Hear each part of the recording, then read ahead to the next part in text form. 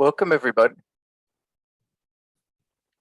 Welcome, everybody. And as you're cleaning your screen with that got it click that approves the recording of what you're going to say today, let me introduce myself. I'm Mark McGallis. I'm a substitute for William Hubbard today, who I think has a conflicting meeting. He said at 2 o'clock, but it's only 1 o'clock here on the East Coast. So welcome international viewers, and many of you who I see and recognize as US citizens. We'll be a couple of minutes as folks come online, and Bob, our host, Bob Barden, is going to be the behind the scenes person and welcome us all in there. But let's do as we have in the past, use the chat function and just say hello, maybe your affiliation, and if you like the weather where you are today, tell us about it, just as a quick introduction. I will go through or check the outline again today to let you know this is session 2, the IUFRO meeting. It's got a fancy title slide that was up earlier, but we're in looking at empowering people and providing solutions. I think it's the byline for our meeting topic. We have been thrust into the digital mode after canceling an in-person meeting 2 years ago and then trying to reschedule. So what we have on store for us today is quite a few oral presentations. You'll hear from me quickly on a lightning round, and then Jason Gordon will follow up. Then we'll get into the 20-minute type presentations. We had an illness, so you won't be hearing from Paul from Massachusetts today. So Jace, that's a heads up for you. Then in 10 minutes or so, maybe 15, we'll be calling on you. So be ready to roll. And then yes, sir. Sounds good. At the top of the hour, we'll go through another lightning round, which are the 10-minute presentations, and then you'll get your well-earned break, probably around 2:15 or so, if all goes well. We'll reconvene and finish up with just 2 full-length presentations, the 20-minute types, and then a final lightning round from Katie. So we'll have a little bit of wrap up, and there may be a surprise or two if we hadn't given that away already. So let me close that little screen, and oh, it's all up there. I was just giving you a few of the names, but that will be the agenda we'll follow today. And depending on your connection, you can keep your video on or off, and I'll just let you be the guide on that. But we do have at least one international attendee, so welcome, Antonio. I'm glad to have you. And let's see, questions or anything from the field as I bring up my slides.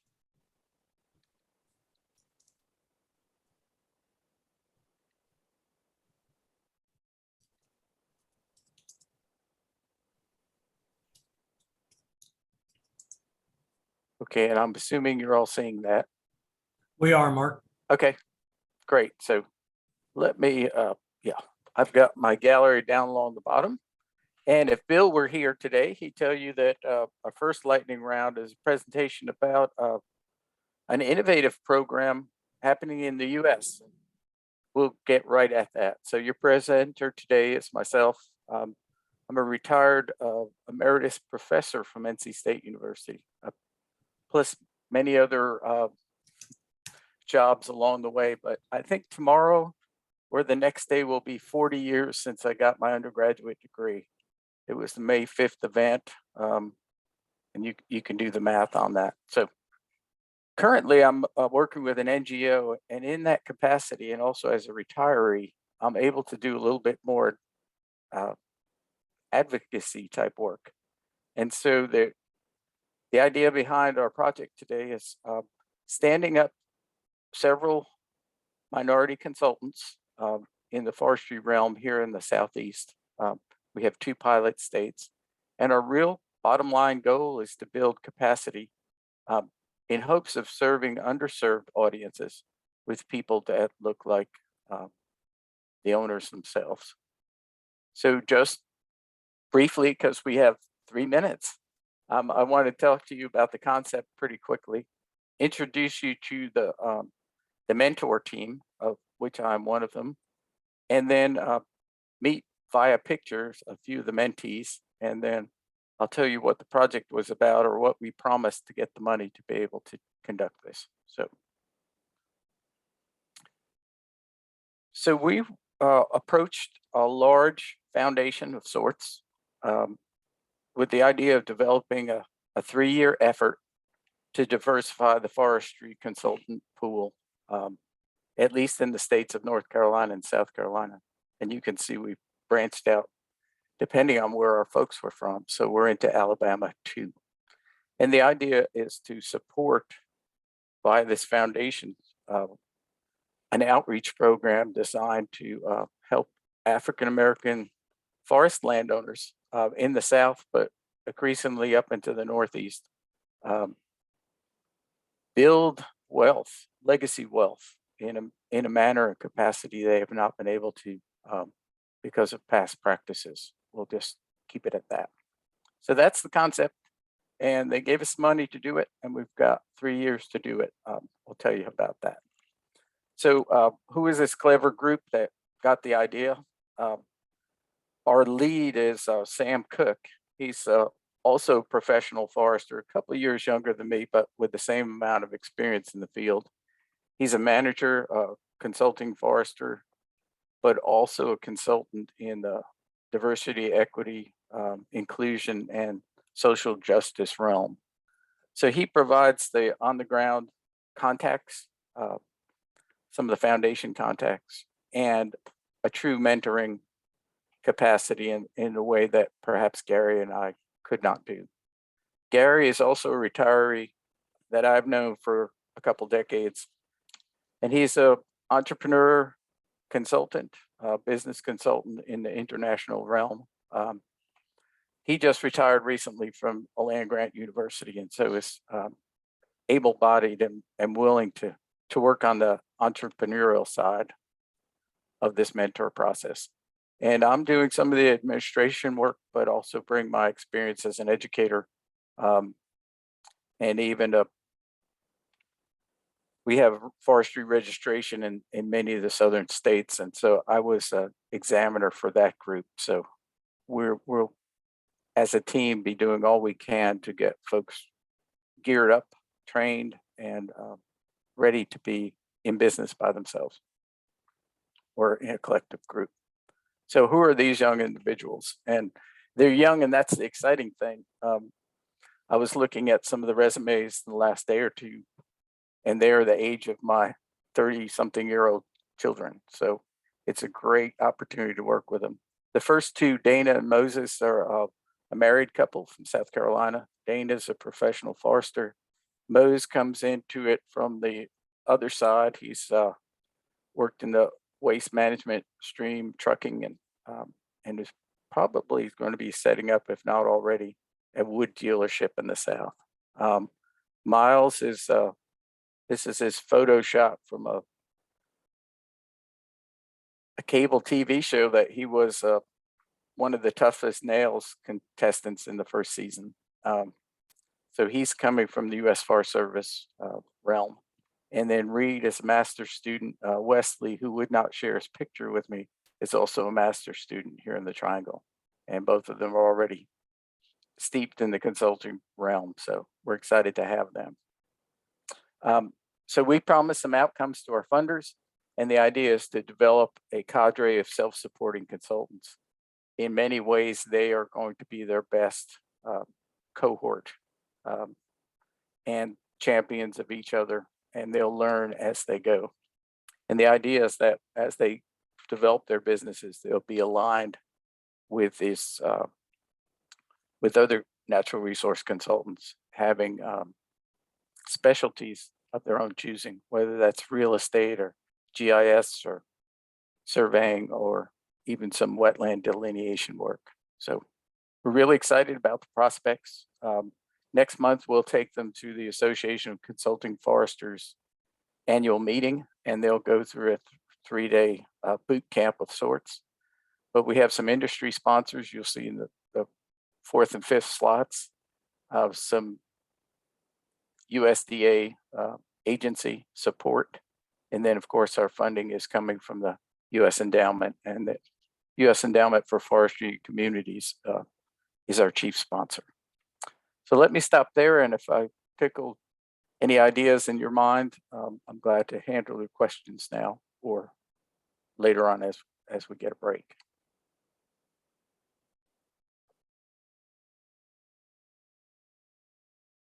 So Jason, I'll stop sharing, and if you want to pull up your presentation, we can go directly onto that, or welcome any new members who've come by and say hello.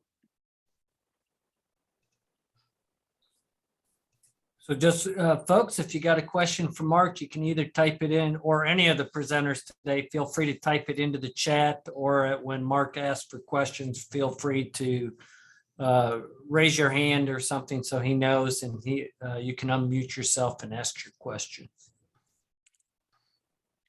And I will go ahead and put you in gallery format so I can see a little bit more. There you go. So you should be seeing my presentation. We sure do. So let me introduce you formally with glasses on so I can read. Jason Gordon from the University of Georgia Warnell School of Business and Forestry, and his colleague Bo Brobeck, and Roland Oriana are here together in that presentation. I guess Jason will take the lead on it, about extension and programming for an international audience. Yeah, thanks, Mark. Thank you. Yeah, so, well, first of all, let me say that I'm glad to be back at EKE after a few years. Mark and Bob, I still have the expectation that at some point we'll meet up in Asheville. So I'm not going to let you get away with that. All right, you're that, Jason. Welcome. We love some Asheville. All right, so we just wanted to kind of let you know about this sort of new collaboration initiative that Alabama Cooperative Extension Service and UGA have been working on over the past little over a year now. And the way this came up in 2020, when COVID, really was shutting everybody down, Bo Broadbeck at Alabama Cooperative Extension started doing these webinars, and they were we're all in the urban forestry realm of extension, by the way. So he was doing these arboriculture and urban forestry webinars about once a week. And so, I mean, literally he did about 50 in the first year. I think that's gone down to maybe once every 2 weeks as of currently. But within that time, he was able to reach, he was getting like 800 to 1,200 people per webinar in the urban forestry realm of things. The only one that might have gotten more participation than those were the tree fund webinars, 1,600, whatever, depending on the topic and the person speaking. So he was very successful with this. And these webinars reached out to people all across the world. And there's a couple of reasons for that. One is because he'd advertised through our professional association, the International Society of Arboriculture, and then also because he tied professional credits into that. So everybody in the world needed these professional credits, particularly during COVID when we weren't meeting face to face. Well, in that time of doing these webinars, he saw how many Spanish speaking participants he had, and he would get comments from them. And he would get comments about the need for more Spanish language programming. And so that was one. So and you get that from within and outside the US. The other thing we started thinking about is that, there's in arboriculture and urban forestry, there's an ever increasing number of Spanish speaking tree care workers in this country, in the US. And so, and we felt like maybe there was a lack of programming that specifically went out and reached that audience and their particular needs. And so, and now with with phones and everything the way they are, and everybody can watch, everybody has those, and we can watch videos and webinars on our phones. For this particular audience, it's a very doable thing to to do. Is that 3 minutes already? Yeah, but it's Mhm. okay. We started early, so you have 2 more to talk. All right, 3 minutes, Bob, come on. All right, so there's a lack of webinars in Spanish was the basic problem. So we did, last year is what I'm showing here in this slide. We did quarterly webinars. We did 4. We brought in, obviously we needed a native Spanish speaker. We felt like, Bo and I speak Spanish, but it's different than having a native speaker. So we got Rolando, who's from Honduras. We also bring in some other native Spanish speakers. We got Francisco Escobedo, which is now back with the Forest Service, and we have some others that are coming on board. And this just is an example of the abstract for Francisco's webinar. And Rolando talked about irrigation. We've talked about construction in trees and communicating tree benefits. So overall, they've gone very well. I just want to point out, these are some quotes from the chat room. And basically what this is saying, you see here the different countries we've had involved with this. So all over the world, really kind of surprised Colombia and Spain are up there all the time in terms of number of participants. That first quote is just an example of where, you know, it's tough to get the terminology, the particular jargon right sometimes. And so we get corrections from that, which is cool. The second quote talks about an image is worth more than words, you know, just the importance of having these webinars available in Spanish. The third quote talks about basically exchanging information. This one is about irrigation, so everybody's learning from each other within these. Fourth quote talks about, you know, says, "Thank you, Rolando, it was a great presentation." So we've had a lot of high satisfaction feedback from this. And then the second one is basically this, it gives people an opportunity from around the world to meet and just kind of, just like we're doing here with this chat, everybody says, hey, from Mexico, hey, from Argentina, and so on and so forth. And I think that's a really good experience, great opportunity for people to share, who are in the same profession, to share, you know, just who they are and what they know. It's all in there. Okay, questions for Jason. And I will try to monitor the chat a little bit more, but keep me honest if you see if you see something we're not covering. And since our next speaker is not going to make it, this may be a good time to have any other questions responded to. So let's start with Jason from an international standpoint.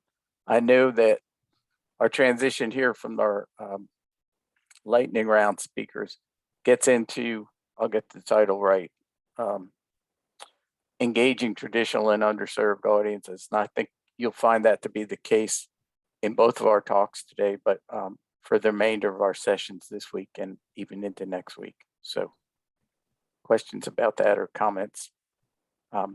There was a earlier question for me, Jason, if I could step on your toes a minute, and that was from Angie. And her question, as many of you in the chat have already seen, how applicable is this model to other regions outside of the Southeast? I think while we might not have non-white landowners in other regions, we do have traditional cultures of many sorts. And I would think a program like ours, with the funding and the right mentors to carry it out, could get very good gender and tribal representation where it's truly lacking. And then also as our immigrant classes, depending on where they are and if they're in the ownership realm. I know where I was in rural North Carolina, we had a lot of Hmong people who were resettled from Vietnam, and they became a big class of landowners in that rural community. So I think the opportunity is great. The initial funding is important, and then, as I mentioned in our sponsors, the industry support, or at least through their foundations, would be critical, because we're going to try to pay for the training to the extent that the grant allows, whether that be surveying or GIS or the like. So, Jason, I will ask a question of you. How good is your Espanol these days? Yeah, gracias. Okay, so let me go back and see. I think, Jace, you may be up. Am I jumping the gun? Let's see.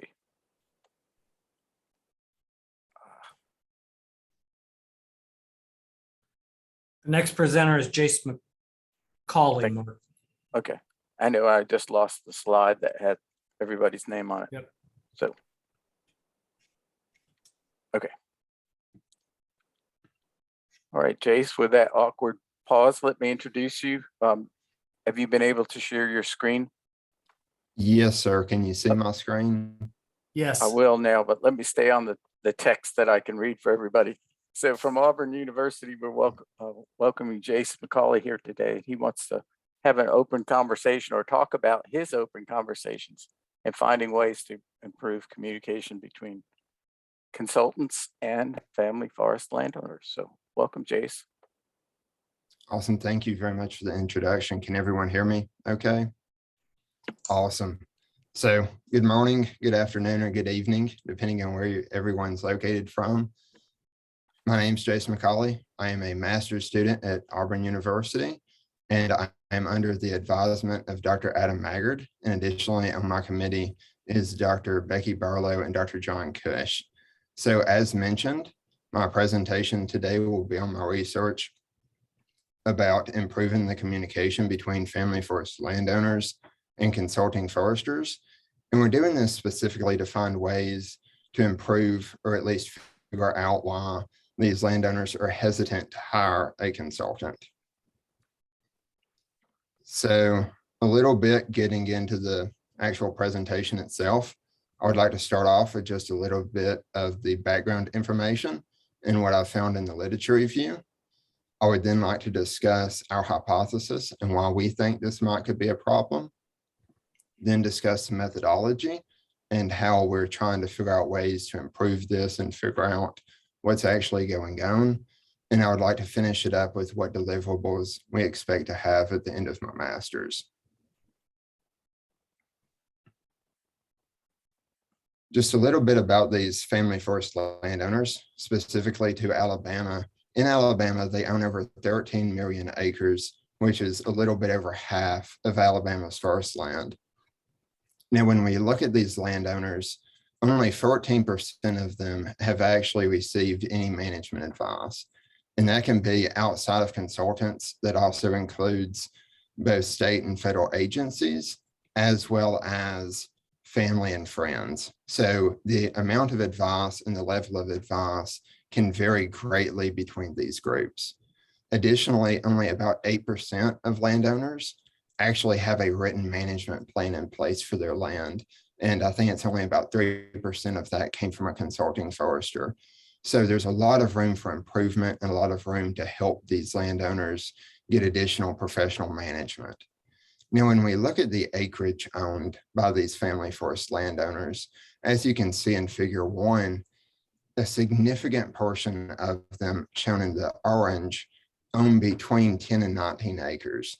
Now, when you consider going up to owning less than 50 acres, over half of these landowners fit into that category. And if you look at less than 100 acres, over 75%. So not only is there significant room for improvement, but we also have to look at how do we get these landowners with less acreage. Let's go check that chat real quick. Okay. So looking at consultants, we need to define what a consulting forester actually was. And to do this, I used the Association of Consulting Foresters definition, which was that consulting foresters are those who spend at least 75% of their working time performing technical forestry work on a fee or a contract basis. And this essentially means that these consultants are able to provide landowners with both the knowledge and experience that they've gained to help these landowners reach whatever objectives they have for their land. Additionally, research shows that consulting foresters may help to increase the revenue that these landowners see. And this can either be timber or non-timber basis. So it can be as simple as helping landowners get into different programs, carbon credits, or pine straw harvesting, stuff like that, or even thinning or clear cutting operations. And research shows that when looking at less than 50 acres, doing thinning operations, consulting foresters can actually bring increased revenue to these landowners. Additionally, consulting foresters help to practice forest stewardship. So they're not just looking at what they're currently doing or the next management activity, but it's looking down the road. How do they help these landowners reach their objectives? How do they get to that end state? A little bit more of the past research that we found that felt interesting or was useful to the research that I'm currently doing is family forest landowners have varying reasons for owning their land. And typically that's not economic or income driven. It's more often passing it down to relatives or the beauty and aesthetics of the area. Also, going back to figure 1, showing the acreage, since a majority of these landowners own less than 50 acres, the ability for intensive management decreases as the acreage decreases. So not only do these landowners have varying reasons for owning their land that's not economic driven, they also don't have the acreage that allows them to do these intensive management activities. That leads us to consultants need to have a broader sense of what forest management is needed and what these landowners are looking for. Additionally, landowners may simply be either unaware of management services, or if they are aware, they may not understand the benefit and think that whatever they're currently doing on their land is the same as it would be if they had professional management. Additionally, we're also kind of seeing that even the landowners that understand about professional management might not have the confidence to seek out professional management, be able to get in touch with a consulting forester, or it may be strictly a cost issue that makes them think that professional management might not be right for their land or might not be something they can consider. That leads us to our research, and we hypothesize that there is a communication barrier that exists between consulting foresters and family forest landowners, and it's caused on both sides. So we think that landowners may lack the awareness of either what a consulting forester can provide or the benefits that they can offer to these landowners. Additionally, we also think that consulting foresters may lack the understanding of what family forest landowners need in the state, and then the family forest landowners might not have the understanding or the confidence to express their needs and seek out these consulting foresters. And that's what we're looking into. So the methodology for how we're going to conduct this research is we will start off with preliminary consulting forester interviews, and this will be with a handful of consulting foresters spread throughout the state. Once we get those responses, we'll analyze them using statistics and try to tailor our surveys that we create later on based off of those answers to make it more applicable to Alabama and these groups. For those surveys, they will be electronically sent out to both consulting foresters and family forest landowners. And for these surveys, we will be using the Dillman's tailored design method.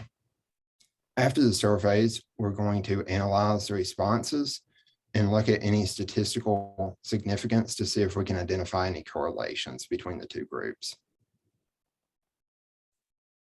For our initial interviews, they will be conducted over the phone with 12 consulting foresters across Alabama. And to begin this, we will send out an email to those with an information letter telling them the purpose of the research, any risk or benefits, how everything will be conducted, and then give them contact information if they have any questions or would like to participate in the research, or what to do if they decide to participate and then decide later on to opt out in that process. We will ask the participants to respond to that email to actually begin scheduling the interview And that will be kind of the initial stages of getting consent. For the interviews, our questions will range from very simple demographics, such as just how many years of experience do they have, to more of a perceptual basis of what did they think the problem is and why is it occurring, and then maybe what can they do about it as a consulting forester. These initial interviews have been approved by Auburn's Institutional Review Board and will be being conducted relatively soon. For the participants specifically, as I mentioned, we will have 12 consulting foresters, and that will be 3 consultants from 4 regions across the state. We're choosing these consultants from the Association of Consulting Foresters directory, and that is specifically because this is a professional membership organization. We feel that these members have already shown that they're trying to better their business. So we hope that we would have a higher response rate. And this directory also lists experience. So we're able to tailor our questions to hit one early career forester, which has 15 years or less of experience, one mid-career who has 16 to 30 years of experience, and then one late career forester who has 31 or more years of experience for each region. That way we're able to vary by experience level and region across the state. Speaking of the regions, we've broken the state down into 4 quadrants. As you can see, the Northwest is represented by the red stippling. The Northeast is represented by the solid blue. The Southwest is represented by the blue hatch. And then the Southeast is represented by the green crosshatch. And we looked at several different ways to break the state down, but eventually decided to use the Alabama Forestry Commission's forest analysis map as the simplest way that gave us the best sample size for each region.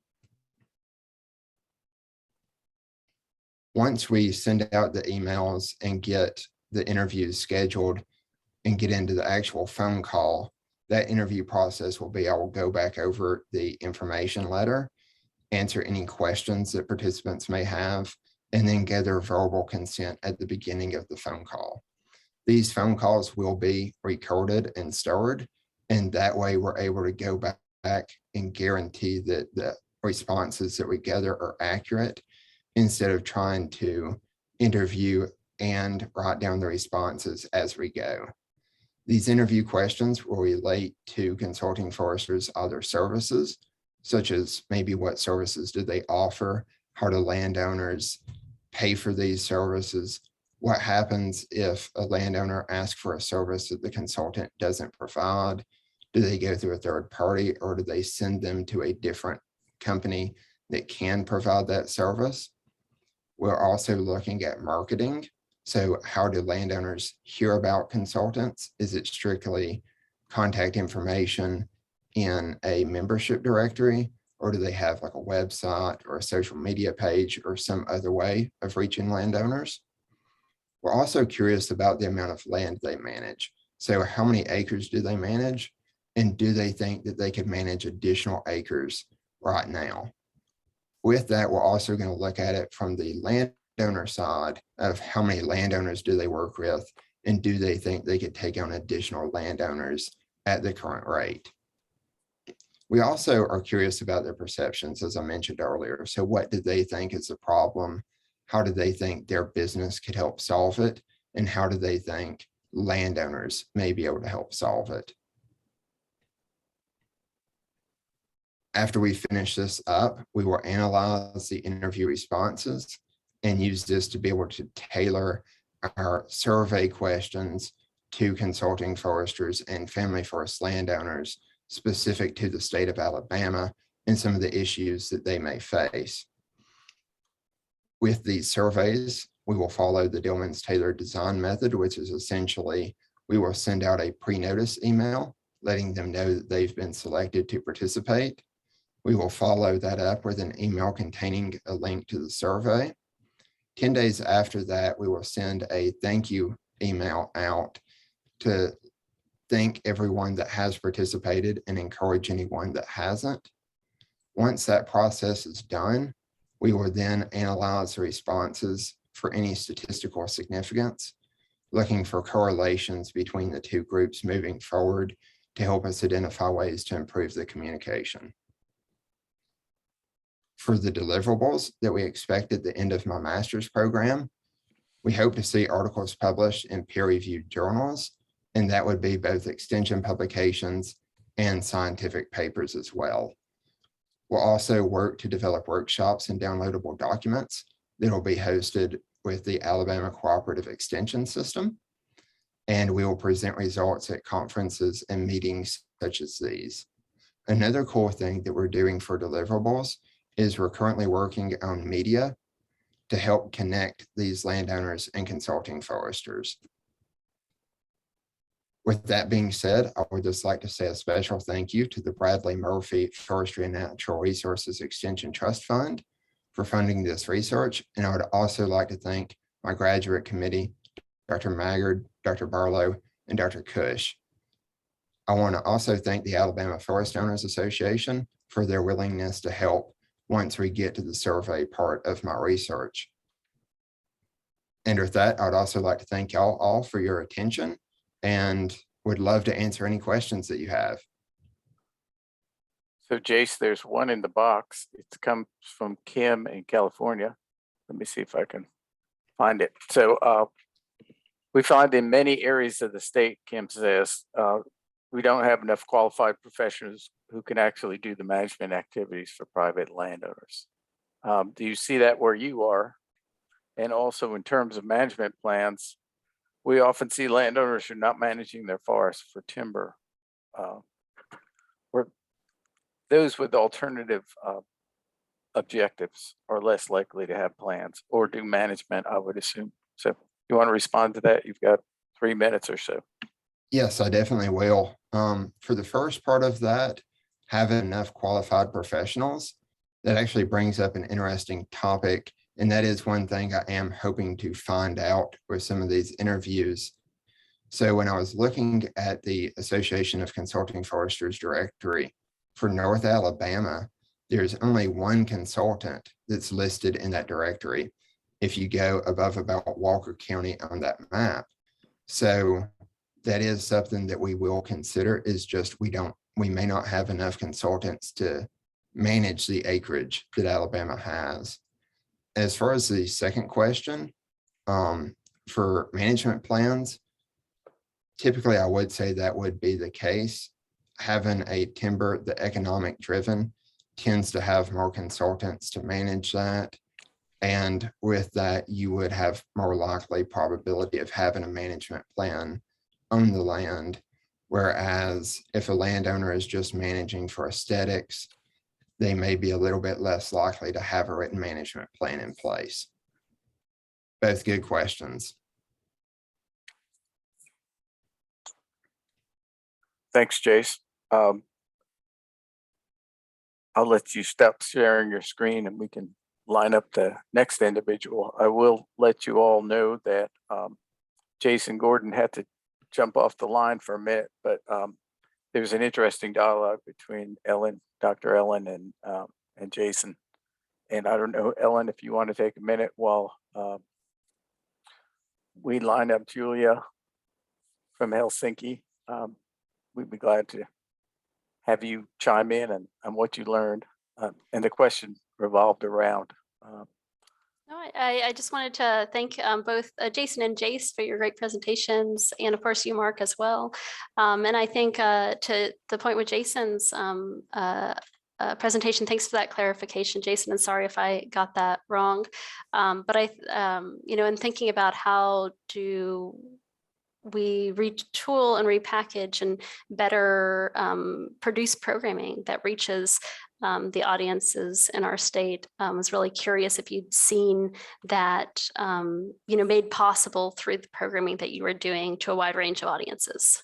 Yeah, and like I said, I mean, the trickiest part is, and this is regardless of what language you're in, but that's the thing about webinars, right? Is that, well, these kind of regional or multi-regional webinars. It's how to package them for, like in your words, sort of locally specific kind of situations. And so, and I'll just be real quick here. You know, what I said in my response to you is basically that's the, you know, the great thing about using chat as one of the tools for webinars. And well, I'll point you in the direction. Mark and Bob, I think you guys did that program, right? Like the summer of the first of 2020, something like that, about giving webinars. I'll let you expand on that if you want to, but good resource there. Yeah, so chat's a great way to kind of allow people to get to those specific situations. And that's certainly what happens when we do this Creciendo Árboles webinar. Yeah. I think what Jason was referring to was a in-service training, and maybe was it a UFO? Basically, now that we're in COVID, how do we deal with it? And there were lessons learned and experiences shared. I think that's probably on tape somewhere. If we give Bob the freedom to go find it, he may provide a link for us. But in the interest of time and your afternoon, our next speaker is going to talk to us about giving voice to female forest landowners. So Julia Kuhlman from University of Helsinki is going to speak on behalf of some of her other colleagues. So. Thank you so much, Mark, for your introduction. Yeah, from University of Helsinki, currently living in Uruguay, but still studying Finnish forest owners. So this is my setting at the moment, and working together with Dr. Sami Perihal and Dr. Annukka Vainio, who are supervising my PhD at the moment. So we are studying Finnish female forest owners, and thank you, Chase, for a very interesting presentation. I think this is some of the background for your work as well. So let me think here. Yes. So why female forest owners? In Finland, about 40% of Finnish forest owners are females, but females are underrepresented in many forestry areas. In forestry questionnaires, they answer less. In forestry organizations, they don't participate as much to any events for forest owners. So generally, in everything that is connected to forestry, females are not present as well as men are. And according to recent research, gender has impact in many aspects of forest ownership, but there is very little information about the needs and objectives of female forest owners. As they are usually a minority and underrepresented, for example, in questionnaires, males are always the majority, and the majority kind of pushes all the results to one direction. So what we wanted to do is that we wanted to concentrate on female forest owners to see if there are some differences or something interesting that we can find from there. Previous research suggests something that Chase was kind of mentioning as well, that kind of economic values and timber production values are very important for forest owners. So from 1996, Kuuluvainen found that there are 3 objectives: sales income and economic security, self-employment opportunities, and then non-timber values, which also included like berry picking and mushroom picking, so which can have economic importance as well. And then more recent studies suggest that there are recreation and leisure time and aesthetics and conservation type of dimensions as well in the objectives of forest owners.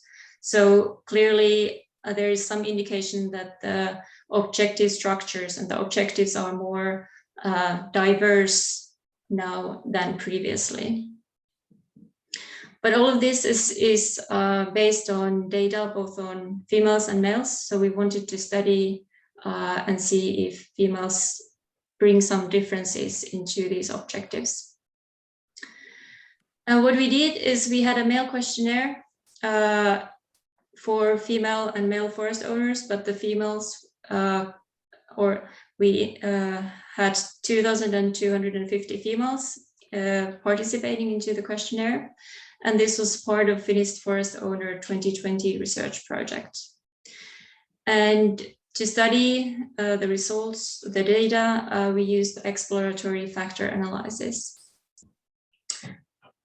And what we found out is that there is this heritage dimension that Chase also mentioned in his presentation, which became quite clearly apparent in the results. So it seems that when we concentrate on female forest owners only, they seem to have, or based on this data, they seem to have more diverse objective structure. And this structure explained about 60% of the total variance of the data. Shortly to conclude, so according to our current studies, it seems that female forest owner structure, objective structure, is more diverse. And we also studied some attributes such as where you live or what is your education and how did you obtain your forest, and they all impact objectives significantly. And yeah, we hope that these results help in designing better and more equal policies and services, just like these consultancy services, so that the service providers actually understand that, okay, if this forest owner is driven by heritage type of objectives, how can I address the needs and how can I speak to these people instead of talking about how much money or what kind of timber you can produce from your forest. I think I'm around the 3 minutes, so if you have any questions, I'm happy to answer, and you know, that's my email, so happy to answer later on as well. Thank you so much. Thank you. I'm going to encourage Renee to bring up her slide set, and whether this was designed as such or not, the next presentation will talk about case study directing education towards women landowners. And Perfect.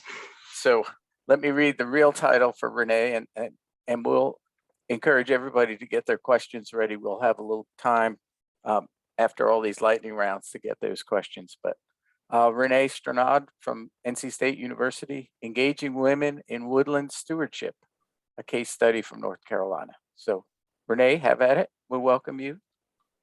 Good to see you. Good to see you too, Mark. Yeah, so this is great, tapping into what Julia just shared. So I'm just going to be talking about some of the things that we're doing here in North Carolina. Just a little bit of setting the field too, just why are we focusing on women in our programming? Data collected from the 2013 National Woodland Owner Survey showed that a percentage of family forest ownerships where a woman is the primary decision maker doubled between 2006 and 2013 from 11% to 22%, and that affects about 44 million acres of woodlands. Women most often represent 1/2 of joint ownerships. And so if we make the assumption that management decisions are made in consultation or direct participation with that female partner, then the opportunity or the potential to contribute to choices made on many more millions of acres. And women outlive men in the US, so meaning that it's very likely that the final land use decisions, including selling or dividing land, will be made by women. However, women are much less likely to participate in management activities. And traditionally, there has been a gender bias towards intergenerational knowledge transfer, meaning that knowledge tends to flow more from a father to son versus a father to daughter. And this is not only in agriculture, but in forestry as well. And many women may not attend conventional landowner programming because they don't feel like it's directed towards them. It might be over their head, or they don't know where to find the information. And women-only programming can really provide a safer space where women are the norm and not the exception. And this flows from participants to presenters. And from our own programming in North Carolina, when we asked women attending our Forest Her programs, what is the biggest challenge you face regarding your woodlands? That #1 answer was knowledge and feeling like you don't have the knowledge, you're encountering and confusing information, or you have information overload. And it's really exciting to see some of this more specific research coming out of Julia's efforts that we will really be able to use to help guide our future programming and really diving in on those specific topics that our audiences might be interested in learning about. So I'm going to really talk briefly about two specific programs. So Women Owning Woodlands and the Forest Turn North Carolina program. So NC State University Extension Forestry has really taken the lead on the WOW network programming in our state. So we've hosted chainsaw safety workshops. We had 3 in person and 1 virtual, and those reached about 60 participants total. And then we have another one that's coming up this year. We've hosted 2 native species and pollinator field days, which include classroom instruction and field tours and demonstrations.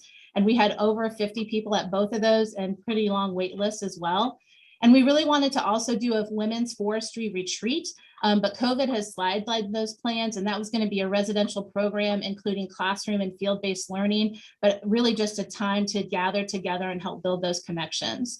And this was a really fun quote from one of our chainsaw workshop participants. I really love seeing so many women together learn how to work their properties independently, and then yay, girl power. With our Forester North Carolina, that's a collaboration between 10 agencies and landowners. And in 2019, hosted 6 in-person workshops across the state, which reached 500 attendees, 91% who identified as women. And then during COVID, we hosted 11 webinars with over 2,400 registered attendees. And all of those webinars were put on YouTube, and they've had over 2,000 views. We have a newsletter with over 1,400 subscribers. And those programming has helped us reach all women in all 100 counties in North Carolina. And we have a new website that's just rolling out as well. And then in fall of 2021, we did launch a survey of Forester program attendees. And I just pulled out a few of the 30 activities that we asked participants about, basically trying to capture what are these activities and what are they undertaking. So you can see that coming to our program has really helped build their confidence. And another quote here, I'm not an oddball. I was the only female farm owner I know, but empowering on the business and human perspective. And so this is Jen's contact information and my contact information. Jen is really taking the lead on WOW, and then both of us serve with Forest Her. But I want to stress that these programs are not just for women landowners, but also a increasing number of natural resource professionals as well are attending to gain skills and knowledge in an environment that really keys in more on interactive presentations, a space that's easier to ask questions and explore ideas and community building opportunities. And that is all I have. Thanks, Renee. That was 5 minutes to the dot. And what I'm going to do to keep this rolling along is to ask folks to not just hold their questions, but to put them in the chat if they're inspired. And we'll let Miss Kristen Peters bring up her slide presentation, and that'll bring us to the break when we can answer some questions at greater length, but stay on our task. So welcome, Ms. Peters. Let me tell everybody what you're going to talk about. Knowledge and interest in North Carolina non-industrial private forest landowners in climate change and what you found. Welcome. Thank you so much. Hi, everyone. My name is Kristen Peters. I'm a first-year PhD student here at NC State University. And today I'm going to be talking to you about knowledge and interest of North Carolina non-industrial private forest landowners in terms of climate change and forestry. Let's go ahead and go to the next one. Okay. So as we all know, climate change has a lot of impacts on many aspects of our world, including forest management. So one of the best ways of doing our part is to implement climate smart forestry. So some of these practices that we can do include thinning and harvest operations to limit overcrowding and promote sustainable growth, prescribed fire to help manage fuel loads, site preparation practices such as bedding and herbicide prescriptions that can help trees defend themselves against current and new threats in relation to climate. And lastly, planting a diverse mixture of species or genetic traits. So this is all great and fine and dandy, but what help is all of this if those who own the forest land don't know or care about climate change related to forestry? So we conducted a needs assessment, an educational needs assessment of non-industrial private forest landowners within North Carolina. These landowners own the majority of the forest land, either on their own or as a family unit. And we wanted to know what landowners currently know about forestry-related topics and how to help them reach their educational goals. And as a result, help them learn and implement things like climate-smart forestry practices. So for this needs assessment, we asked NIPF landowners within the state about their main reasons for owning land, much like Jace and his master's project now. We asked about basic land ownership questions, think acreage, length of time owned, how engaged they were in terms of forest management on their property, and the main focus being their current level of knowledge and interest on 17 different forestry topics. Lastly, we asked about delivery method preferences, their awareness of forestry resources, and general demographic questions. So in terms of climate change, we found that landowners who responded that protecting nature as their main reason for owning land, which primarily is one of the top reasons, they had moderate interest in climate change and related to forestry. So we know that there are landowners who are interested in protecting their land and that they currently hold from climate-related issues. And so this is extremely important when focusing on extension education surrounding climate-smart forestry. When looking at some of the landowner demographics, we focused on respondents' educational level to take a deeper look into landowners and their relationship with climate change knowledge. And so we found that the majority of our respondents had some sort of college degree. And when looking directly at their level of knowledge in the topic of climate change relating to forestry, we found that there was a great variation between those who are not very knowledgeable and those who are. So landowners with a bachelor's degree or higher felt that they had a moderate level of knowledge on climate change related topics to forestry. So what does this mean essentially? As extension professionals and educators, this means we need to work on creating content surrounding climate change and forestry, as there's clearly a need and want amongst our landowners here in North Carolina.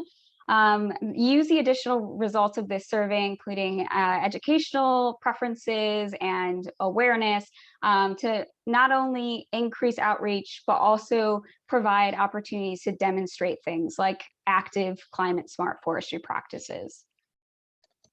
And with that, I think that's everything I have. That's Quick great. and simple.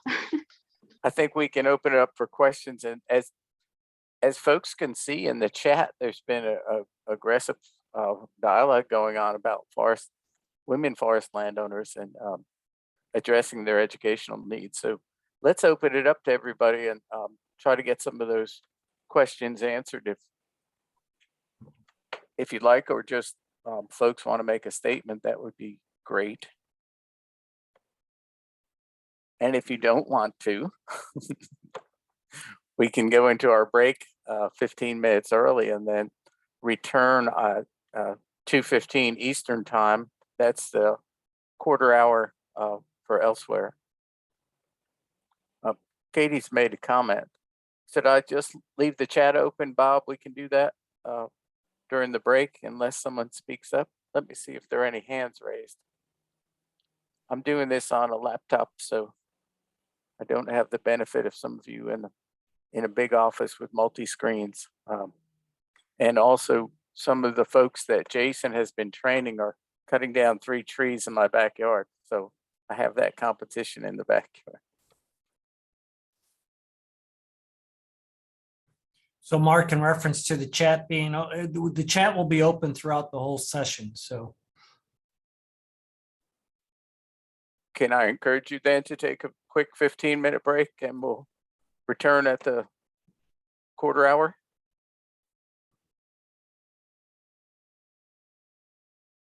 Hearing no.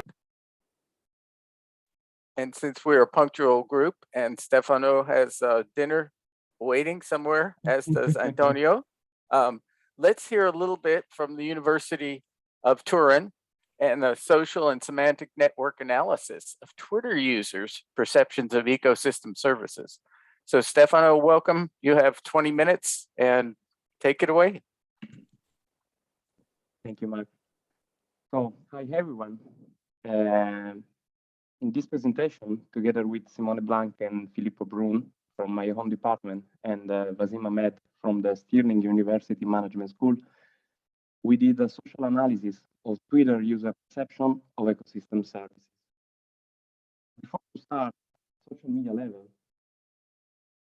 firstly, I did preliminary research in Google Trends in order to see the search frequency of ecosystem services around the globe. In this 1 year time series, we don't see specific positive or negative trends, some seasonalities or cycles, but probably we have some irregular cycle with some peaks, probably due to some events. In this case, this peak is due to the COP26. In general terms,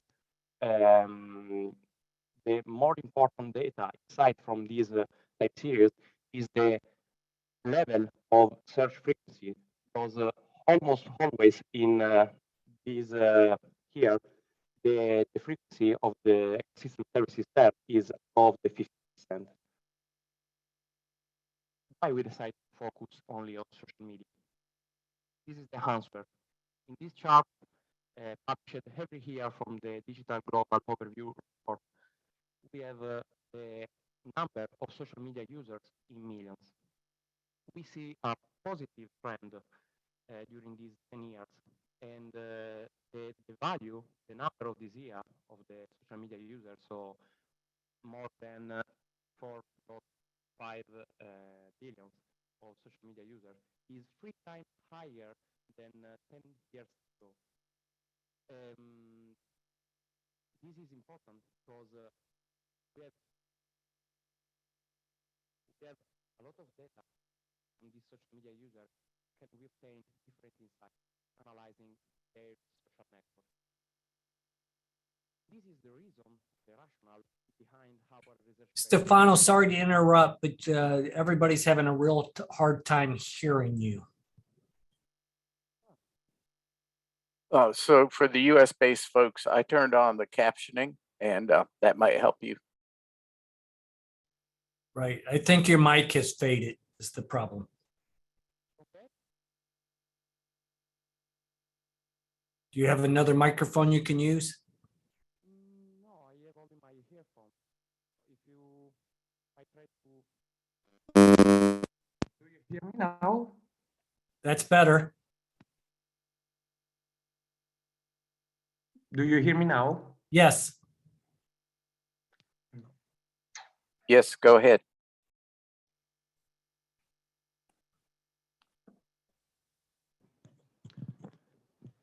Sorry, do you hear me now? Yes. Okay, sorry, but yeah, I have only these earphones, sorry. Okay, so and this is the reason, the rationale behind our research questions. Decide to focus only on Twitter social media for 2 reasons. The first one is the reliability and the relevance of this social media in respect to other social media. And the second one is due to the fact that the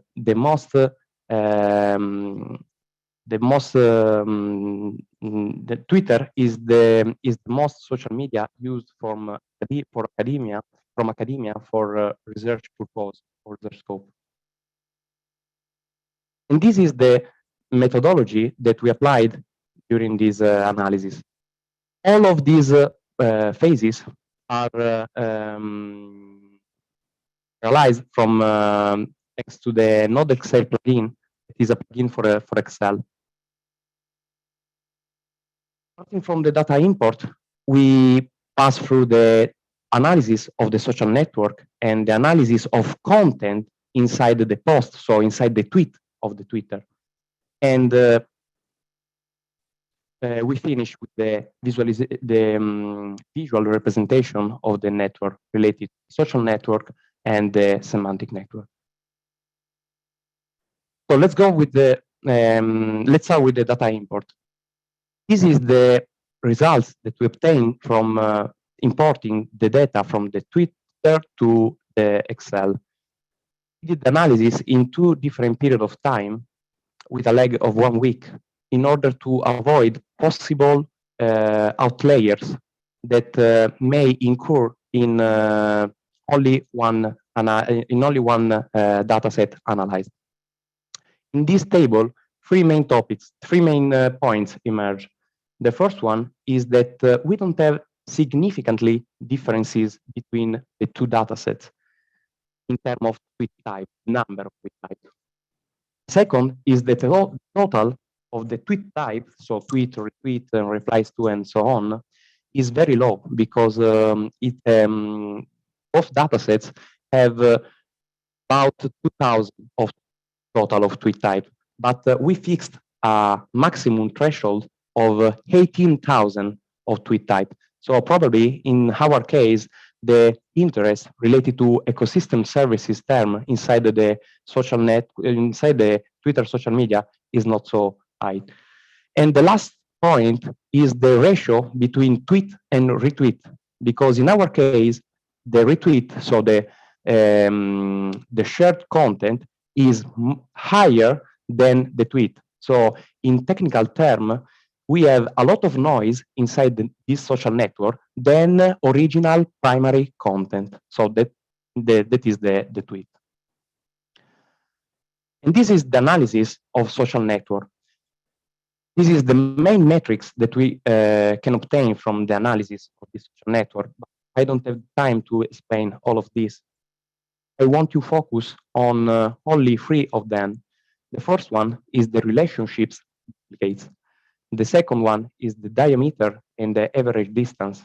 And the last point is the density and modularity. Regarding the first point, so the relationship with duplicates, first, a few quick definition regarding the social network. The social network is composed by nodes that are users, in our case, the Twitter users, and the bridge between users are the connections, the relationships, the edges. In this case, the relationships measure the total number of multiple connections between 2 users. And in our case, this number for both sets is low, related to the unique relationships between users. So probably in our social network, we have a lot of shared content, but the user can implement discussion, dialogues, or debates around this tweet, this post, this content. Diameter, the average distance, explain us the size of the network and the capacity to disseminate the information, so the content inside the network. In our case, the diameter of both datasets are very high. So probably the dissemination around the entire network is very low.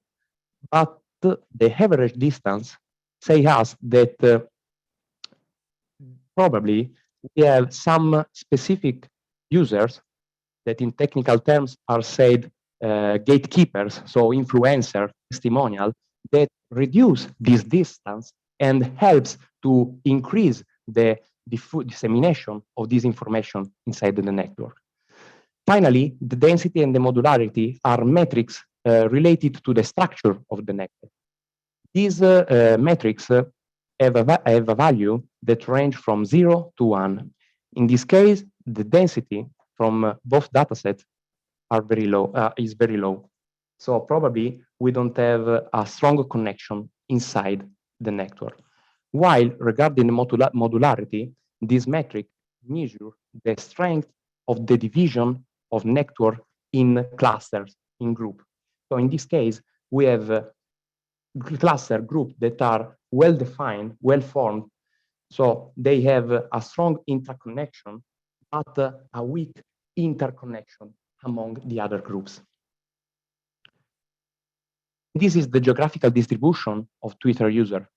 Not surprisingly, that main countries of origin of users are Canada, USA, and UK. So the English-speaking country. We have also India and Australia that probably is due to the density of population of this country. So regarding the analysis of content inside the tweet, this is the first analysis that we did. So the analysis of hashtag mostly used from the user inside this tweet related to the ecosystem services. And we have two specific type of hashtag. We have a first hashtag that is not so specific, so is general, such as nature, soil, climate change. But the second type of hashtag is more specific, is more technical, and is related to a specific event, such as World Wetlands Day, India, Tiger, and so on. And regarding the semantic analysis, this is the top 5 most frequent word pairs that we obtain from both datasets. In this case, apart from the word pairs related to the events of Wetlands Day, so wetland life and livelihood and so on, the most frequent word pairs are linked to the interaction between society and nature and ecosystem. So social and ecological and networks, interaction and people, and so on. And this is the structure of our data set. This is the structure or one of the two data sets, but the other data set is the same. In accordance with Smith, Twitter, social media, social network have 6 different archetypes of structure, of social network structure. In our case, we have the community cluster structure, in which we have many medium and small groups inside this network, as you can see here in this graph, and a few unconnected vertices, so that they are so-called isolated. It looks like a bazaar in which in every group we have a specific aspect related to the ecosystem services term that the group discussed. But which are the topics main discussed in these groups? These are some of the main topics discussed inside this group. So some aspects are related to the social aspect of ecosystem services, so the socio-ecological system. Some aspects are related to the ecological, environmental aspects, so the regulating services, the nature-based solutions in order to cope with climate and environmental crisis. And some aspects are related to the economic evaluation of these ecosystem services, so the market for ecosystem services. In conclusions, to recap, the ecosystem services term suffers of high retweeting of the content, but inside the network, we have a poor creation of new content, so original content. Inside the network, we have a slow dissemination of information, but within the groups, within the cluster, the dissemination of information is good, thanks to the influencer people, thanks to the gatekeepers. The most frequent word pairs are related to the society ecosystem interaction, but the main topics that are discussed inside the network, so inside of each groups, are related of different aspects of ecosystem services, from the social to the economical and to the environmental aspects.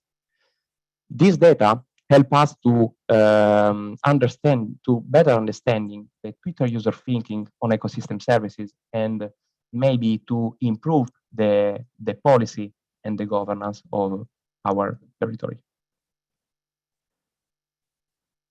Thank you so much. I'm available for. That was wonderful, Stefano. Thank you for bringing us into the modern age with some of your data analysis. I remember looking into that. Was it easy to get a hold of that data? what was involved with that.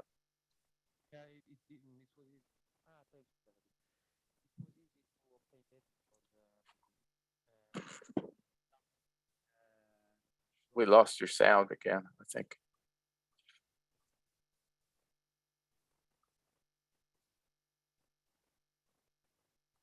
Yes, Stefano, we cannot hear you. Still cannot hear you.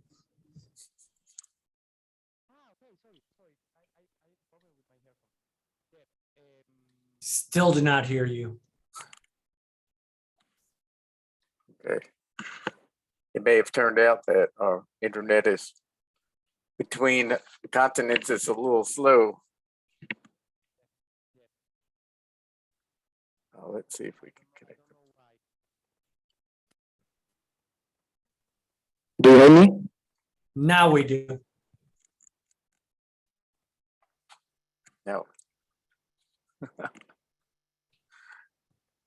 Why don't we try back in little while if we can, and we can bring Angie Gupta. I write it. Okay. I write in the chat. I write in the chat. Yes. Ah, no, it's okay. I said that it was simple to obtain data because thanks to the Node Excel plugin for the Excel, we just brought the search term inside this plugin, and we obtained the data from the Twitter.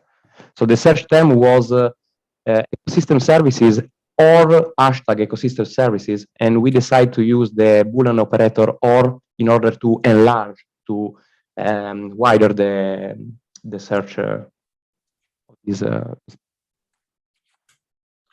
you looking at anything similar to that in your research, or are you specifically ecosystem services? specifically in the ecosystem services. Okay. Yeah, because I try to focus only on forest ecosystem services, but the data that we obtain is very low. So I decide to choose the ecosystem services term. Very good. Well, if there are no other questions, we will encourage Angie to bring up her presentation. And thank you, Stefano. Hope you can stay on with us for the next 15 minutes or so, 25. Thank you, Marco. Okay. So in our last grouping of oral presentations, Angela Gupta is here today from the University of Minnesota Extension. She's going to talk to us a little bit about crowdsourcing to citizen science and to focus on a couple of species that will now be engaged with, the cork tree and the red mulberry.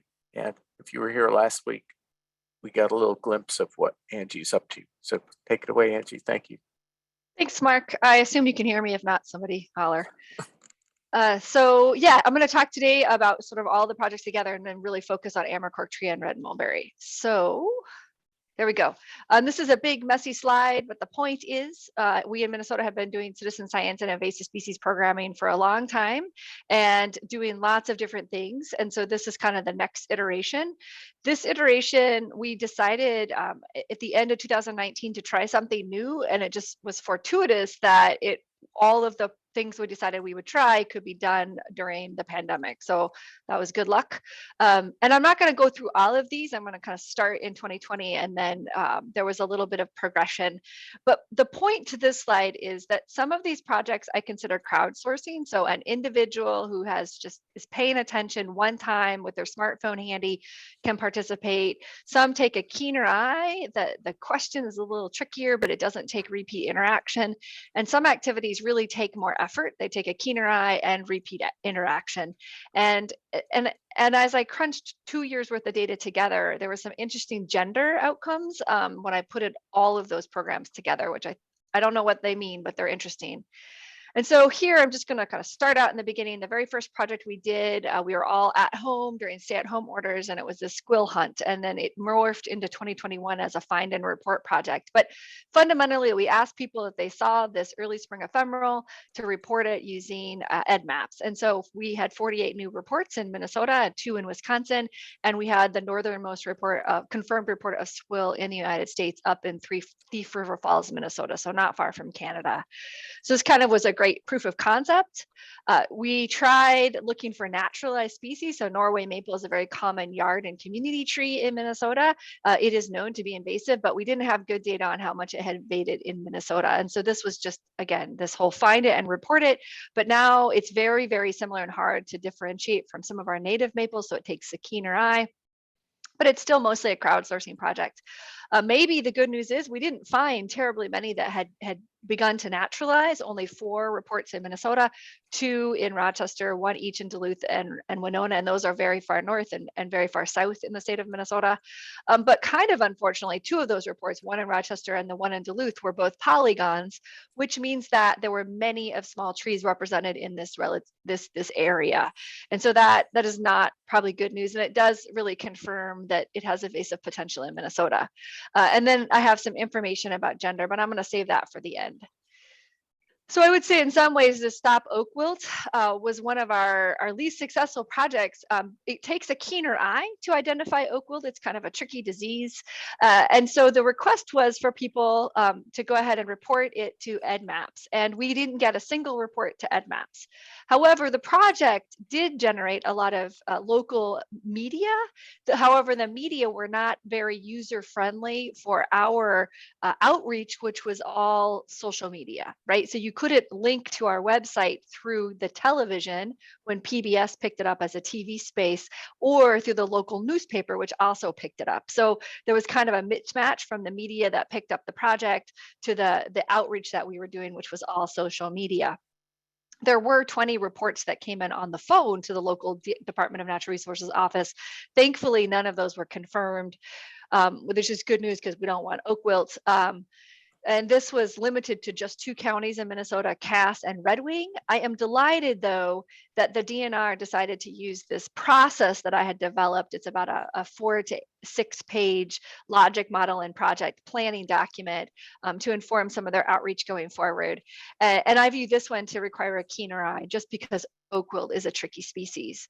So these are some examples that we tried and kind of what worked and didn't work. And I think I forgot to say this in the beginning, but all of these crowdsourcing to citizen science, or now what we're really calling community science projects, were done without any identified or specific budget, so no grant money. They were all done only using social media as an outreach, and there was just one Google site for all of the education. There was no standalone training, and they were all intended to be very short. So almost all of them were only 1 year. The Jumping Worm project I talked about last week is the only one that's been more than 1 year. And so this was one of the more complicated projects. So it requires repeat activity and a much keener eye in 2021 or 2020. And I'm going to spend more time on this. Part of that project management approach that I've been doing requires a development of this unique value proposition. And it's a big, long run-on sentence, but it intentionally and formulaically includes a bunch of important details. So I'm just going to read it to you. A gender bending trees Amur cork tree project for University of Minnesota Extension Natural Resources audiences that encourages participants to identify, report, track, and record tree gender, enables professionals to better understand what gender of Amur cork trees are being planted, and if they're really switching gender, unlike the existing evidence void surrounding the possibility of mislabeling trees at point of sale versus actually switching gender.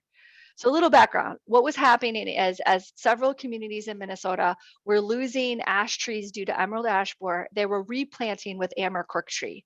Amur cork tree, many communities choose to plant male Amur cork trees with the general idea that they don't produce seed if they're males and then thus won't become invasive.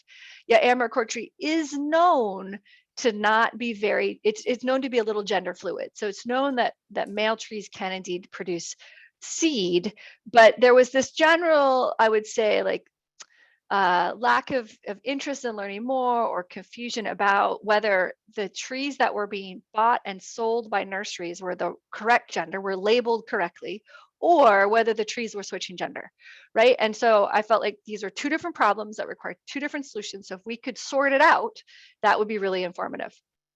All right, so that's kind of this is jumping to the end. So at the end of the year, so 1 year, volunteers monitored 77 trees in an area roughly bounded by Rochester, Mankato, and the Twin Cities, with no observations north of the Twin Cities. Several of our urban foresters gave me their tree inventory data for their communities, and I was able to put that information on a Google map. And so volunteers knew where to go, or at least where to start looking for Amarcork trees. Critical findings: 12 trees with fruit, 67%, either had male flowers or were considered generally seedless from that information given to me by the urban forester, yet they still produce seed. And then 16 trees with male flowers, observed male flowers, that's 37.5%, also produced fruit. So that is concerning. So in total, 11 volunteers, and mostly female, but I'll talk about that in a bit. And so this is what we asked volunteers to do. It turns out when I started this project, we didn't really even understand when Amarcork tree bloomed in Minnesota. I thought it was late May. Turns out it was really early June, and only for 2 weeks. So the first thing the volunteers went out to do in May, looking for flowers, they weren't out, was they identified the tree. We had all the volunteers use EdMaps Pro, a slightly more robust smartphone app that enables revisits. So they could take those first identification pictures. We could confirm, yes, indeed, it's Amarcork tree. And then they went out for those couple of weeks until the flowers went away. So the first 2 weeks in June is what it turned out to be. And they took these pictures. This is of a female flower, and this is of a male flower. So once we had the pictures, then we could sex them all through the smartphone app. And then it turns out full leaf off for us wasn't until November. So in November, we went out and had volunteers go out and look at these same trees as revisits in their app. And they were looking for either fruit or fruit stems. And so this is what Amarcork tree fruit looks like that time of year for us. This was the early days of the pandemic. Everyone was supposed to only be tracking and taking pictures of what they could physically reach from the ground. I wanted no one standing on ladders or the back of pickup trucks. And so, as you can imagine, we could only see a small percent of the flowers. Thankfully, with leaf off, we could see more of the canopy and look for fruit more regularly. And I'm delighted with this. So Amarcork tree may be added to the Minnesota noxious weed list. That's part of our state statute. And the recommendation from that committee in January reads that the Minnesota Noxious Weed Advisory Committee recommends that Amarcork tree be a specially regulated plant with only sale of named male cultivars permitted, and the sale of all other Amarcork trees are prohibited. All existing planting and escaped fruit producing trees must be controlled by tree removal or other means such that no seed is disseminated. So that's quite a bit of teeth, which I'm really delighted by. The way this works is the Noxious Weed Committee recommends to the Commissioner of Agriculture in Minnesota to accept it. He was supposed to be reviewing that last week. I have not heard if this recommendation has been accepted. But if so, it means we went from a sit-sci project trying to answer a question to change a state statute in about 18 months, which is pretty remarkable. And then the other project I'm going to concentrate a bit on is this mysterious mulberry. So this was launched in 2021 with a couple of other projects kind of inspired by those that we launched in 2020, but different species and slightly different asks. This one was more complicated to run, and it took a keener eye, but not a lot of repeat visits. And really the keener eye is because telling the mulberries apart is very, very tricky. And so here's this complicated, unique value proposition. The Mysterious Mulberry Project will identify the current distribution of native red mulberry and the non-native white mulberry by asking observant Minnesotans interested in nature, including master naturalists and master woodland owners, to find, identify, and report these trees in iNaturalist to help scientists understand where these species are and how, as well as inform future scientific research about the perceived decline of red mulberry and invasiveness of white mulberry. And so just a little bit of background, we believe that red mulberry is probably the most endangered or least present tree in the state. And white mulberry is a tree that is generally considered naturalizing, but we don't have good data on if it's naturalizing or if it's becoming invasive. It's definitely non-native. This project, I asked for help from the Minnesota Master Naturalist online trainees. They were doing the first online training course in 2020, 2021. And I said, look, I could really use some help looking for information and getting the project together. And they turned out to be a great asset for me. So these are the results. So this is the iNaturalist data. We use that app, and it's a really easy, user-friendly global crowdsourcing app. This is white mulberry distribution before the project started in iNaturalist, and this is at the end of the project, so after it was all over. Here's red mulberry. There were no known reports in iNaturalist when the project started, and only one in iNaturalist when it ended. So here's some basic data. So 181 new reports came into iNaturalist in 2021. That more than doubles the total reports that were there. One verified red mulberry. That means the data is real complicated here. I'll talk about that in the next slide, but potentially, it is a 20% increase in known verified red mulberry in the state. So we have very, very few. 6 suspected hybrids, I'll talk more about that in a moment, and 148 confirmed white mulberries. That's 164% increase in known white mulberries in the state of Minnesota. And again, those are non-native. And then that kind of all that together means that it is likely, or it is reasonable to think, that there's one red mulberry to every 52 white or hybrid mulberries in the state of Minnesota. So if we care about the genetic integrity of our native red mulberry, we probably need to do something. So here, again, this data gets really complicated because of the way iNaturalist does data and the quality of some of the historical data. But this is a chart where I looked at the record from the Bell Museum of Minnesota about what our white and red mulberry situation was. And interestingly, the Bell even had hybrid data. I only really cared about trees that were likely to be alive. So I excluded trees that were in the data set, but before the known life expectancy of mulberries. And then iNaturalist, you can see there were 90 reports before the project started, all white. There were no reports of red. And iNaturalist doesn't have a hybrid category. So it isn't an option in that platform. And so then when it was all said and done, there were 148 confirmed white mulberries. And then there are 6 that I view to be hybrids, but again, there's no category for that. So they just sit in there unverified. And then 1 that was verified by the DNR botanist as a red mulberry. And so here's a little bit more, right? There's no category for hybridization. So that's like a tricky thing. And so when this all comes down, if there's 1 red mulberry, it means that the cross-pollination potential is pretty remarkable at 52 non-native or hybrids out there. I will say that I'm delighted that I think this project sparked a national conversation with a group of national researchers and propagators interested in starting to work on several large proposals to see if red mulberry can be commercially grown and sold. So I think one of maybe the most valuable outcomes of this project is it sparked some action in these national propagators. And so fingers crossed that all comes together. And so then when I was crunching all of this information at the end of 2 years, I made this observation. So I want to just own right now how I came about this gender data. So most of these online platforms require a user to create an identification, so a login. Both iNaturalist and EdMaps do that. And often, and somewhere in that process, there's a name associated with that user. And sometimes it's like Nature Nut, which is not gender specific and not helpful. And more times than not, it's like Angela Gupta. And I could make an educated guess that Angela is a female name. So that is what I did. So the methodology is not perfect. They did not self-identify, but I took a best guess based on first names. And there are some I cannot identify, Chris's and Pat's and Sam's. There's Samantha's in Minnesota. But alas, what you see if you plot this by activity is quite interesting. So I dropped Mysterious Mulberry because there's a whole lot I couldn't tell what their gender was. So I just dumped that. But if you look at these others, the easier the project, right? So the more it's like crowdsourcing, the more you have kind of a 50% gender ratio. As the project gets harder and it takes a keener eye, or it's the hardest level, so it takes a keener eye and repeat action, the percent of females really shoots up.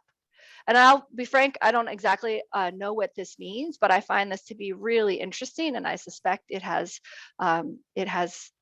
more to that story. So with that, I want to close with the same slide that I closed with last time. I think there's immense potential to engage community members to help answer diverse and complex natural resources questions using crowdsourcing, citizen science, and community science. So with that, if I have time, I will take questions. Otherwise, I will yield the floor and look at the chat. You have time, and we as a collective group have another 5 minutes or so to cover any questions between Angela's presentation or Stefano's presentation if you didn't get a chance then, let's take a pause now to do that. And in the interim, if Katie wants to take over the screen and put her presentation up, we can go with that. I'm assuming she's here. I did not see. Yeah, Katie Court. So I see a question from Renee, and I'm going to answer it. So I'll be really honest. I don't. So the question she asks is, or maybe she implies, I wonder if others have ever dug into the gender piece for SitSci, and I haven't seen it. And so, and I'll tell you that I think if I were trying to publish this in peer review, my methodology of best guess on first names would probably not be acceptable. I will tell you, it's often not very hard though. And certainly in some SitSci circles, like I actually know the individuals, right? I mean, this isn't complicated. And then if you do things in Zoom, which I didn't for this, but if you do things in Zoom, like me, many people will tell you their pronouns. And again, it takes the guesswork right out. And so it's one of those things where I've given a lot of thought about like the legitimacy of that method. But the truth of the matter is that's the data I have. And I feel like it isn't terribly responsible to just ignore it because I'm not 100% certain of the method. So I kind of own the method and look at it. And then I didn't realize quite how skewed it was getting until I summarized it all together. And I did that chart and I was like, whoa, like that becomes really skewed. And I do think that means something. I have some best guesses. I alluded that I put in an abstract to the Women Forest Congress, and my abstract is really to dive into that a little more closely, coupling that with some of the work I've done around women in forestry and women woodland owners, like kind of putting all of that together. So anyway, again, I'm not certain what it means, but I think it matters when you're talking about marketing and messaging. And Yulia has a comment for you too. Yeah, go ahead. I don't have to say it. You can say it fast. Yeah, so the thing is maybe this could be a way to engage women forest owners. And I've been thinking about that a lot. I think given some changes in extension forestry in Minnesota, I will have to do less invasive species work and have to do more traditional forestry work. And so I've actually been thinking maybe that's where I kind of meld the two, right? So we've had a kind of dormant volunteer component to our Master Woodland Owner program. And we have gotten close to 45% women in that over the past few years. Interestingly, when we took it from a diffuse in-person model to an online cohort model, we really started getting differences in gender, so more women. And so now I am wondering if engaging them in some of the SitSci work is the next step. And full disclosure, I'm very seriously considering launching a butternut project to try to track and understand our butternut better in the state of Minnesota. That would launch in the fall for some identification purposes. And then that isn't quite so much about invasive species, although of course butternut canker is invasive and that is why it is threatened. Butternut is threatened in Minnesota, but it feels a little bit more like a forest health issue. So I'm thinking about it. So that raises the question real quickly, Angela. Since you folks in the Lake States have kind of pioneered the flipped classroom, that seems to be a little harder as opposed to easier. I wonder if you'd find that same gender difference in that, and you probably have stronger data to pull from. Yeah, so I do have a fair bit of gender data or data about the flipped classroom. It's been a few years since I looked at it. And then some of those have different target audiences, which are more gender skewed, right? So the professional arborists and tree care professionals are more male, professional foresters are more male. And those were the primary audience as much of my flipped classroom work was. So then it gets a little tricky. But what I think, again, they're all really interesting questions and thoughts. One thing that is really different from many of those other target audience education is how we advertise them. And for these SitSci projects through the pandemic, they were only done essentially on social media, right? So Facebook and Twitter extensions, regular social media platforms. And I don't think we've looked at the gender data there, but we know that our Facebook followers tend to be female, right? So it could be that that's just the platform they heard about, right? Except for those that were easy. And then that was like 50-50, right? So again, there's definitely more to think about there. I'll stop. I feel like I'm just blathering on. Thank you, Mark. We're going to give the floor to Miss Katie Kraut. who's going to talk about ALB, or Asian Longhorn Beetle, an outreach program that's been developed in South Carolina. And some of her colleagues are not here to hear her present, but you can see it's a team approach. So Katie, the floor is yours. All right, thank you. Like Mark said, my name is Katie Kraut, and I'm an outreach technician for Clemson. And today I'm going to be sharing how we develop an outreach program in South Carolina for the Asian Longhorn Beetle, which you can see pictured on this slide as well.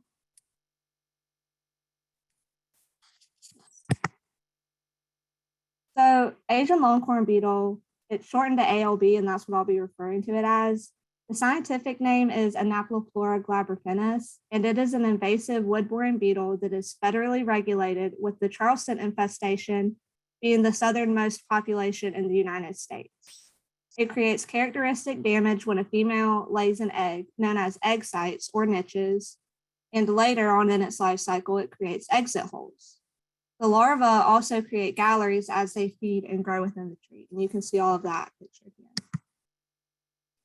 The main issue with ALB are the larvae that cause extensive damage through the creation of their galleries, which basically removes all structural support from the host tree. I've heard it referred to as basically turning the tree into Swiss cheese.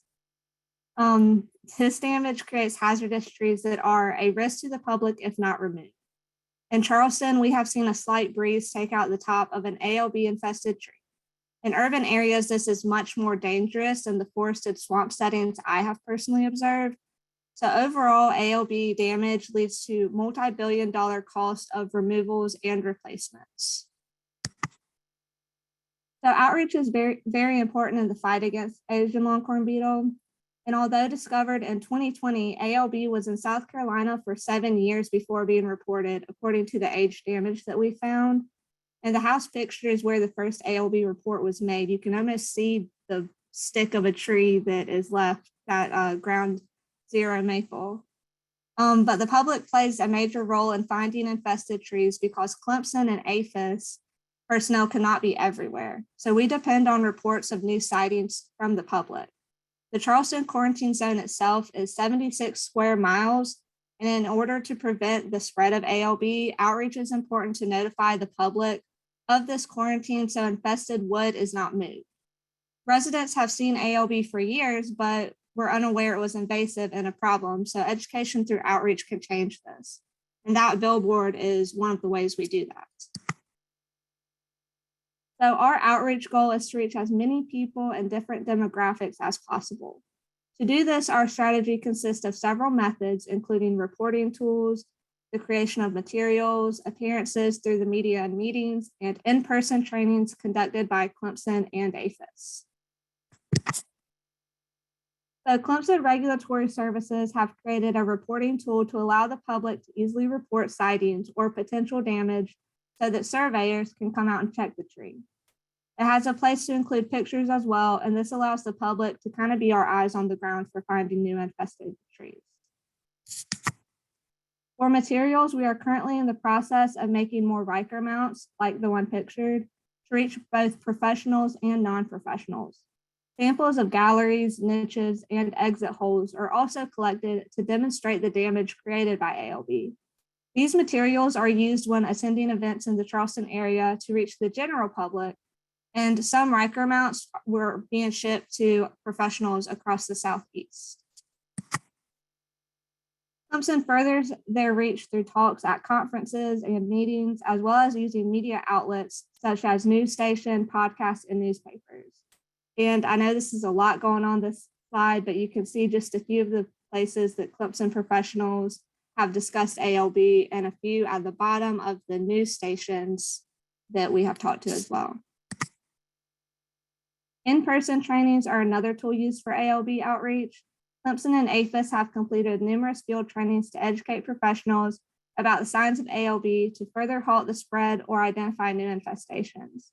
These trainings focus heavily on South Carolina agencies, but we also include Georgia, North Carolina, and Tennessee professionals. So they've attended as well, just to be on the lookout as well. And with that, I can take questions or feel free to reach out to any of my team via email that you see listed. Thank you very much, Katie. I'll get you a question. Are you finding more receptivity in Charleston versus your rural areas, let's say, in reporting? Does the data suggest that? That would be a question for Haley. I don't have those numbers. She's the one that's kind of in charge of getting all those reports in. I'm just more of on the ground doing what she tells me to do. But we have seen a lot of increase in reportings and stuff. I personally have filled it out just to kind of see what it's like. And the reporting tool, it's great to use. It's got a lot of information on there, just about what the damage looks like. Thanks. Let me check the chat and see if anybody else is questioning now that I'm getting a handle on how to do this stuff.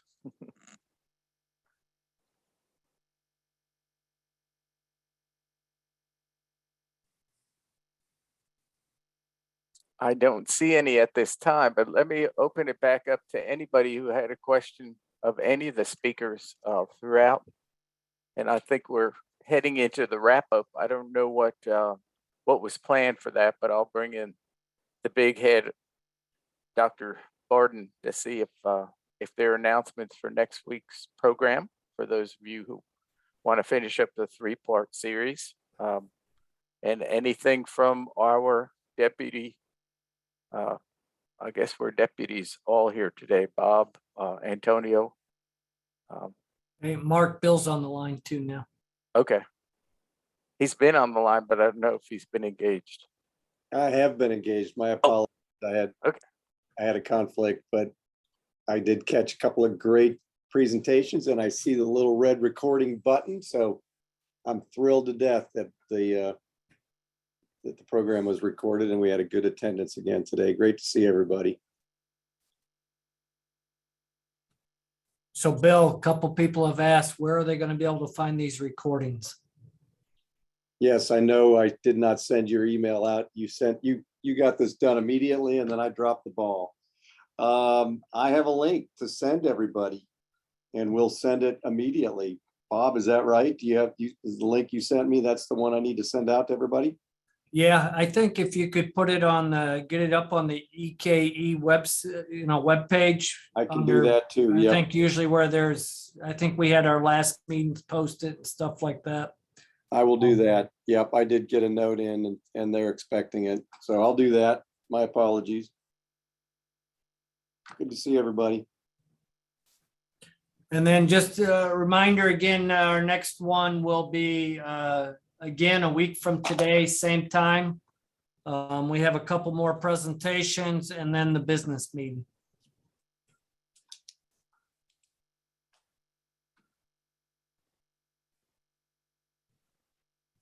All right, Mark, it's back to you. I would just like to thank you all for your patience today. And for those of you who like a schedule, we used the schedule and then threw it out the window. But that's to give you another half hour or 45 minutes of your day back. So thank you kindly. I saw a lot of interaction relative to Forestry, women owning woodlands, gender specific programming. I wonder if our IU folks would like to maybe consider that as a topic for one of our next big meetings, or if it's just a US or international thing, we can take note of that and make it happen. So thank you, everybody. I'm going to run.